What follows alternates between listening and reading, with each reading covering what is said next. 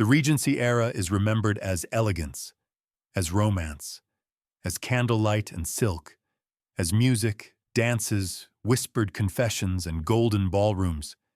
It lives in novels, in paintings, in films, in fantasies, a world of beauty, refinement, and endless celebration. But history has a habit of polishing its own memories. It removes discomfort. It removes tension. It removes the invisible costs. Because the Regency season was not a fairy tale. It was a system. It was not built for joy. It was built for hierarchy, for control, for reproduction of class, for power disguised as culture. What we call the social season was not leisure. It was performance. Not freedom, but ritual. Not romance, but structure. Not pleasure, but expectation. It was a machine that transformed people into roles, sons into investments, daughters into assets, families into strategies, reputations into currency, and beauty into obligation. Every year, the elite descended upon London not to relax, but to participate in a social mechanism that governed their entire future. Parliament sessions pulled aristocratic families into the city, but the season itself transformed London into a stage. A living theater where every movement, every outfit, every conversation, every appearance carried consequence. The city did not become louder. It became sharper, more observant, more judgmental, more precise. Because in the Regency world, visibility was everything. To exist socially, you had to be seen. And to be seen, you had to perform correctly. The season was not one event. It was a continuous cycle, a rhythm that structured life itself. Morning promenades through Mayfair were not walks. They were exhibitions. Afternoon teas were not rest. They were negotiations. Evening balls were not entertainment. They were transactions. Theaters were not art. They were display cases. Pleasure gardens were not relaxation. They were social laboratories. Every space existed for one purpose: positioning. People did not attend events to enjoy them. They attended them to be registered, to be recognized, to be assessed, to be remembered, to be placed. The Regency elite did not live inside society. They lived inside a system of constant evaluation. Every glance mattered. Every gesture mattered. Every silence mattered. Reputation was not built by achievement, but by perception. You did not need to be intelligent. You needed to appear intelligent. You did not need to be moral. You needed to appear respectable. You did not need to be wealthy. You needed to look wealthy. And above all, you did not need to be happy. You needed to be appropriate. This was a world where identity was not internal. It was external, constructed, maintained, curated. Wealth did not free people from obligation. It trapped them inside it. The richer you were, the more visible you had to be. The higher your status, the more precise your performance needed to become. The more you owned, the more you had to prove that you belonged where you stood. The illusion of luxury masked a deeper truth. The Regency elite were not free. They were imprisoned by expectation, by lineage, by image, by legacy, by fear of decline, by fear of exclusion, by fear of scandal, by fear of invisibility. Marriage was not romance. It was infrastructure. The season was, at its core, a matchmaking economy. Daughters were introduced, displayed, evaluated. Sons were positioned, advertised, circulated. Families were not searching for love. They were negotiating alliances. Status married status. Wealth married wealth. Titles married titles. And compatibility meant nothing compared to advantage. And this is only the beginning. If you enjoy thoughtful history, stay with this channel and subscribe. Young women raised for the season were not raised for themselves. They were raised for visibility, for presentation, for compliance, for beauty, for silence, for endurance. Their bodies became projects. Their behavior became performance. Their personalities became liabilities. Individuality was dangerous. Nonconformity was risky. Emotional expression was weakness. Autonomy was rebellion. Young men were not raised for selfhood either. They were raised for continuity, for inheritance, for authority, for reproduction of structure. Their value was measured by lineage, income, title, alliances, not character, not empathy, not depth, not introspection.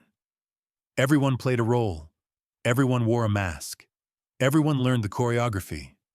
And yet, inside this rigid system, people still felt, still suffered, still desired, still resisted, still broke, still collapsed, still longed for something real, for something human, for something unstructured, for something free. Because no system can fully erase human nature, it can only suppress it. The pleasure gardens, the theaters, the balls, the promenades, they were not spaces of joy. They were pressure chambers, places where comparison ruled, where hierarchy became visible, where insecurity multiplied, where identity fractured, where belonging was conditional, where worth was external. People watched each other constantly, measured each other, calculated each other, judged each other, evaluated each other. Because in the Regency world, your social survival depended on how others perceived you. Privacy barely existed. Anonymity did not exist. Silence did not protect you. Absence did not protect you. Everything was seen. Everything was remembered. Everything was recorded in rumor, in reputation, in whisper, in reputation economies. This is the truth behind the romance of the Regency era. It was not a golden age of leisure. It was a golden cage, a beautifully decorated structure of control, an elegant system of pressure, a refined architecture of hierarchy, a world where aesthetics disguised exploitation. And what survives in our memory, the dresses, the dances, the candles, the carriages, the music, is the surface, not the structure, not the weight, not the human cost. Because history remembers images more easily than systems, and stories more easily than structures, and romance more easily than reality. This is not a story about parties. This is not a story about balls. This is not a story about wealth.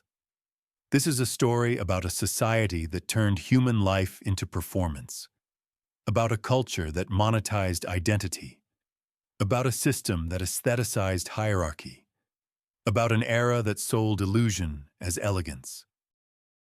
Pleasure gardens were not amusement parks. They were social laboratories, controlled environments where class mixed just enough to be visible, but never enough to be equal. You did not go there to rest.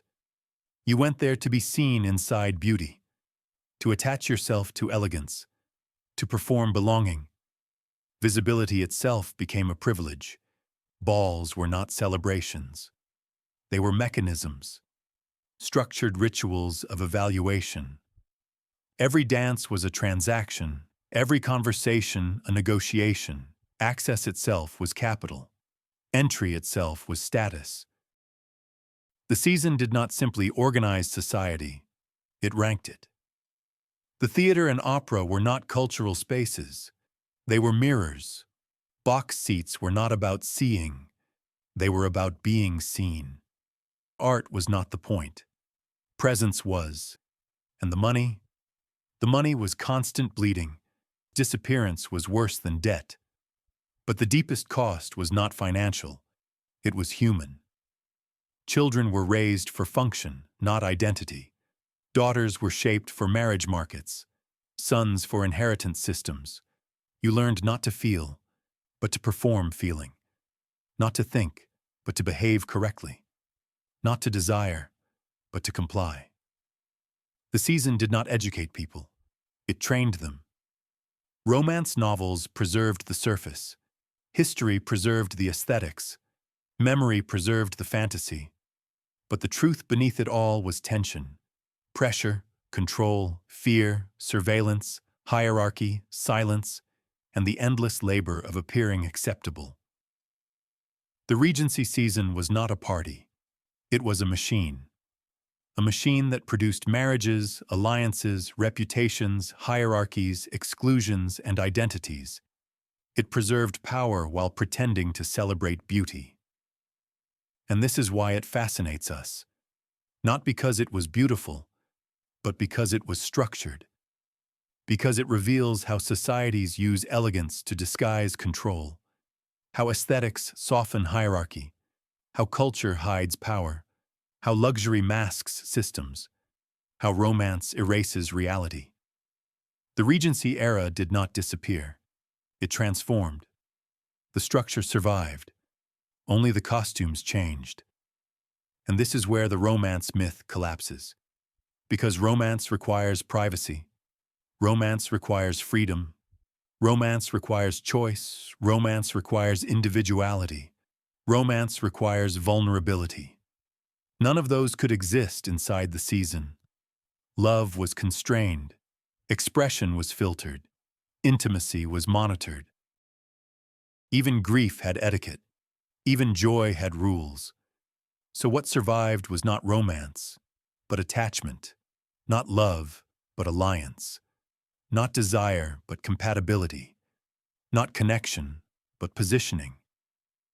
And when we romanticize the Regency era, what we are really romanticizing is the aesthetic of control, the architecture of hierarchy, the choreography of class, the beauty of structure, the elegance of domination, the illusion of refinement. Because refinement is not kindness, elegance is not empathy, beauty is not freedom, wealth is not safety, status is not happiness, tradition is not morality.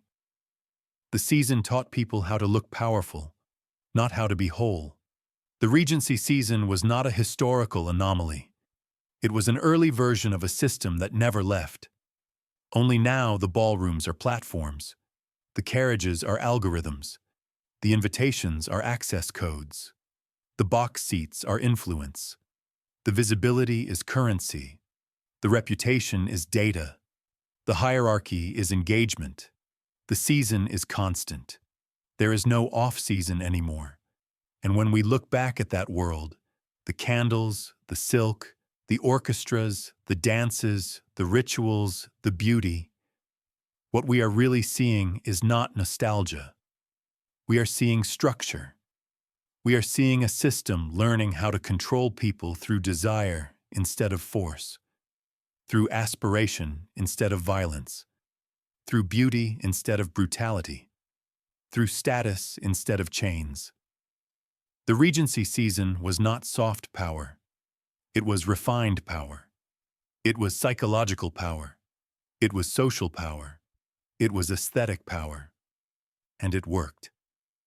Because people loved it, chased it, defended it, romanticized it, preserved it, mythologized it, turned it into fiction, turned it into fantasy, turned it into stories. So today, when we watch period dramas, read novels, admire gowns, imagine dances, idealize the elegance, we are not seeing freedom. We are seeing one of history's most beautiful systems of control. Not cruelty, not violence, not terror, but structure, hierarchy, design, performance, visibility, desire, image, expectation, fear, aspiration. The Regency season was not an era of romance. It was an era of choreography. And people danced because they had no other way to survive inside it. And when the music stopped, nothing really ended. The candles burned out, but the system remained. The dances faded, but the hierarchy stayed. The season ended, but the structure survived. Because the season was never just a time of year, it was a way of organizing human value, a way of ranking worth, a way of assigning meaning, a way of deciding who mattered and who didn't, who belonged and who didn't, who was visible and who disappeared. The Regency era didn't just create fashion. It didn't just create etiquette. It didn't just create rituals. It didn't just create aesthetics. It created a psychology where worth is external, where value is public, where identity is social, where love is conditional, where freedom is risky, where difference is dangerous, where safety is conformity, where survival is performance. And that psychology didn't die. It evolved. It modernized. It adapted. It learned new languages, new platforms, new technologies, new faces, new symbols. But the structure is still there. We still live in seasons. We still live in visibility. We still live in performance. We still live in hierarchy. We still live in curated identity. We still live in public worth. We still live in social ranking. We still live in image economies. We still live in aesthetic power. The Regency season didn't disappear. It just stopped wearing silk. So when we look back at that era, we shouldn't only see romance and candles and gowns and music and dances and beauty. We should see a system learning how to rule without chains, how to control without violence, how to dominate without force, how to shape people without touching them, through aspiration, through desire, through fear, through status, through belonging, through beauty, through exclusion, through visibility, through approval. And the most dangerous part is this: people loved it. Because it felt like meaning. Because it felt like purpose. Because it felt like identity. Because it felt like belonging. Because it felt like value. Because it felt like life. The season didn't just entertain society, it defined it. And maybe that's why it still fascinates us. Not because it was beautiful, not because it was elegant, not because it was romantic, but because it reveals something uncomfortable. That humans will often choose beautiful cages over empty freedom. That we will choose structure over uncertainty, status over authenticity, belonging over truth, safety over self, visibility over peace. The Regency season wasn't just history, it was a mirror. And when we look into it, we don't just see them, we see ourselves. And maybe that's why the story never ends. Thank you for watching. If you value history told carefully and accurately, consider staying with this channel and subscribing. The past deserves precision as much as curiosity.